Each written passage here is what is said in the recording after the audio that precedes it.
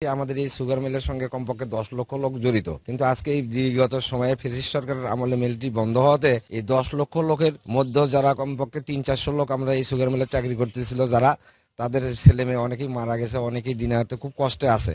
আর এই মিলটা বন্ধ হওয়াতে অনেক লোক মারা গেছেন এবং এখানকার লোক ছিন্ন ভিন্ন হয়ে গেছে। আমি মহিমাজ রংপুর সুগার মিলের একজন আখচাষী ছিলাম। এই এলাকায় বর্তমান মিলটা বন্ধ হওয়ার জন্য বিগত ফ্যাসিস্ট সরকার মিলটা বন্ধ করার জন্য এই এলাকার আখচাষী না খেয়ে মারা যাচ্ছে এবং মিলের যেগুলি কর্মচারী তারাও না খেয়ে দিন যাপন করছে, অনেকেই অনাহারে মারা গেছে।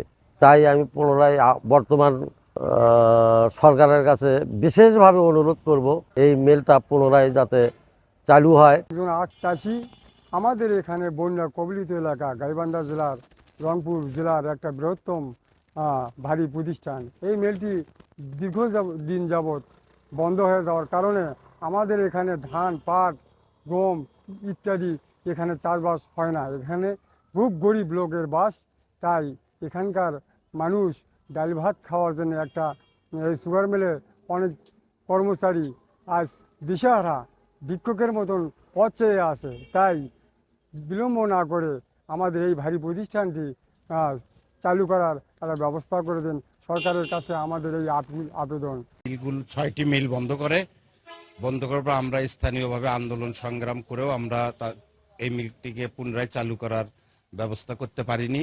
আমাদের গোবিন্দগঞ্জ উপজেলার মাননীয় সংসদ সদস্য সংসদে এই মিলটি পুনরায় চালু করার জন্য উনি আহ্বান করছেন এবং সেই অবস্থায় এখন বর্তমান আমরা আশাবাদী যে এই মিলটি পুনরায় চালু হবে। 2020-21 মারাই মৌসুমে চালুর প্রাককালে সরকার কর্তৃক স্থগিত হিসাবে ঘোষণা করা হয়। তো তারপর থেকে এই মিল বন্ধ অবস্থায় আছে।